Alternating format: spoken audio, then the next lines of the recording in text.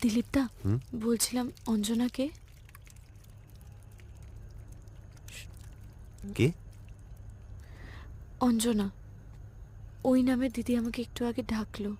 ও, ও তো অনেকের নাম ধরেই ডাকে। ছোটবেলায় এ বাড়িতে ওর এক বন্ধু আসতো, অঞ্জনা। হয়তো ওই নামটা মনে পড়ে গেছে। আমাকেই মাঝে মধ্যে কত নামে ডাকে।